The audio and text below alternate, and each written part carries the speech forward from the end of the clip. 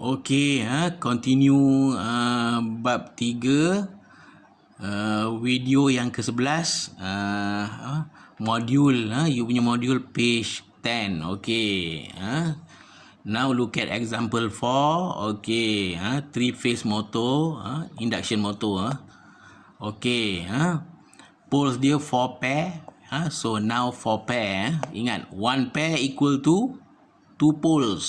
Okey, f-stop 60 Hz kan, voltage 400. Okey, nanti saya bagi tahu ni. Okey, NR,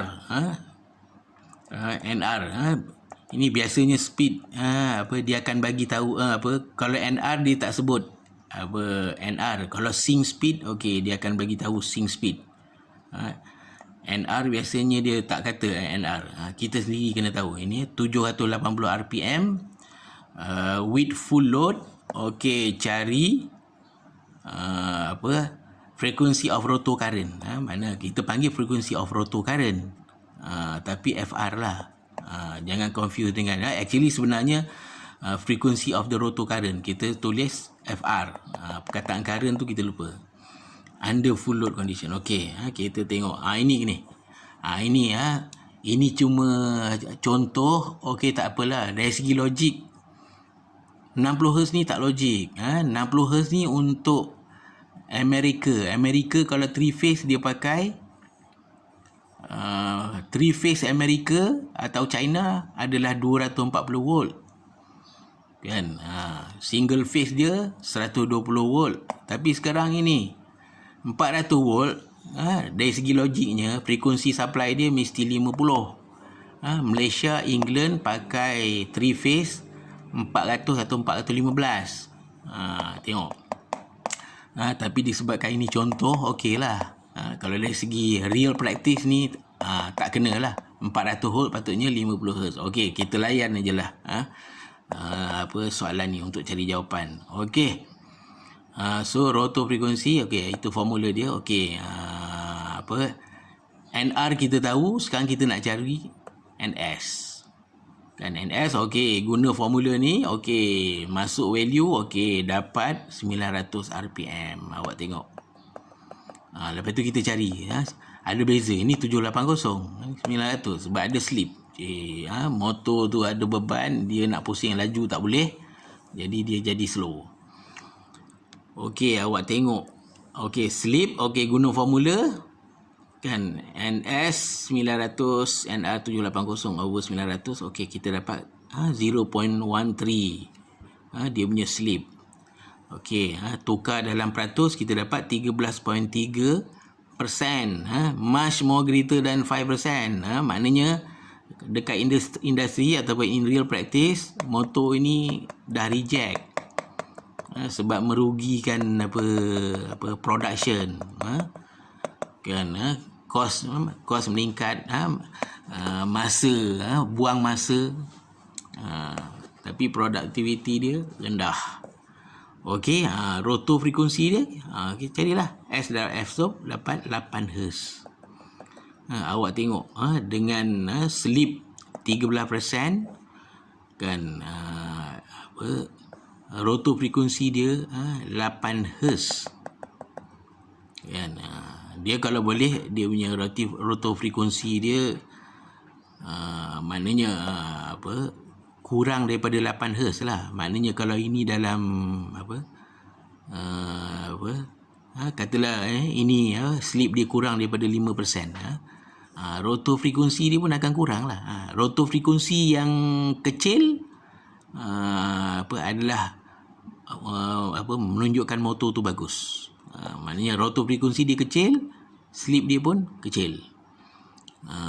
Okey, saya nak elaborate pasal ni.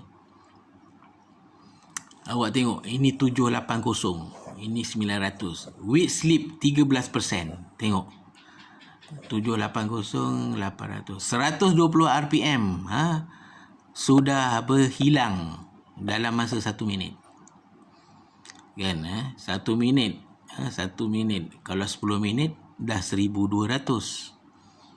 Kan, 100 minit 12,000 RPM. Kan 12,000 RPM tu kalau dia tak hilang, 12,000 bagi dengan 1 minit 60 saat. 12,000 bagi 60 sama dengan 1,200 bagi 6. 1,200 bagi 6, 20 minit. Tengok maknanya kalau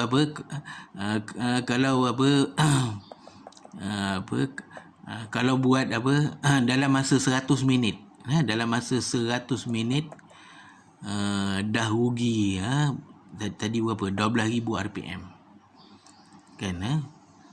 Awak buat kerja 12,000 RPM tadi 20 minit kan. Dengan maknanya awak siapkan kerja tu 100 minit, tapi sebenarnya boleh siapkan dalam 80 minit. Tengok 20 minit dah rugi.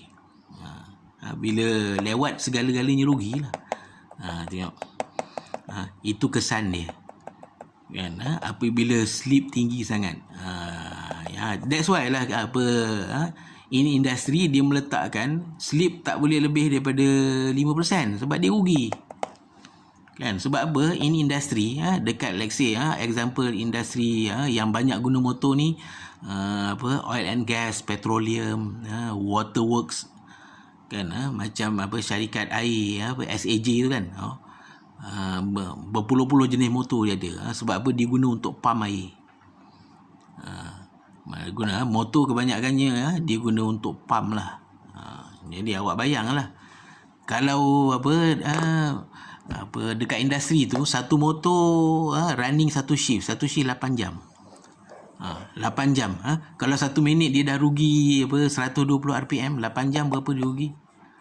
Sepatutnya kerja tu boleh siap 8 jam, dah extend jadi 10 jam.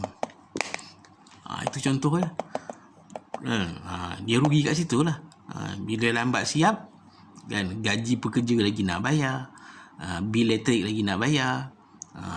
Itu sebab dekat industri lebih 5% okey dia reject. Maknanya motor tu boleh berfungsi lagi, tetapi efisiensi dia sudah reduce. Okey, ada masa lagi 3 minit. Kita look at per phase equivalent circuit of 3-phase induction motor. Ini nanti lepas ni bila masuk example 5, 6, example 5 sampai 8 baru betul-betul challenging dalam bab 3 ni. Okey, kita look at per phase equivalent circuit for 3-phase induction motor. Okey, in per phase equivalent circuit of a 3-phase induction motor is just like a single phase transformer equivalent circuit. Kita 3-phase induction motor kan, kita nak ambil per phase saja.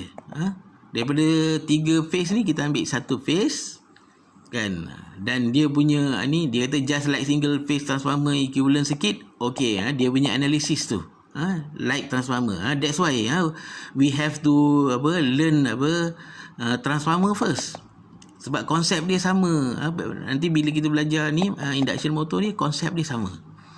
Sebab primary coil sama dengan stator coil, secondary coil sama dengan rotor coil.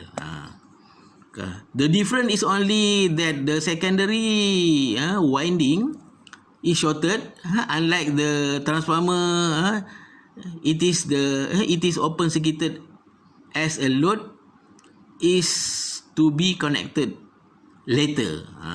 Ini yang kita buat ujian short circuit, open circuit pada transformer lah. Bila kita open circuit maknanya dekat secondary tu kita nak sambung kepada load. Okey, kita tengok ni next. Complete equivalent circuit for induction machine refer to the stator circuit. Ini kita akan go through after this. Kalau transformer kita always refer to primary, tapi kalau ini 3-phase induction motor we always refer to the stator circuit.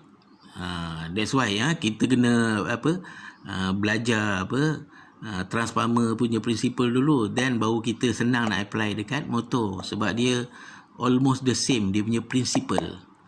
Ini formula ni saya tulis tambahan kamu boleh saya. Ini kita dah go through dalam bab 1. Motor punya torque sama dengan 60 PM over 2 pi NR sama dengan PM over omega R. So omega R, jadi kita simplify kan ni, kita dapat omega R. PM dia cancel. Dapat 2 pi NR over 60 untuk omega R. Okey, dah 10 minit. Kita stop nanti untuk ini yang more challenging in this topik, example 4 sampai 8 nanti. Okey, yang itu saya akan buat kertas tambahan.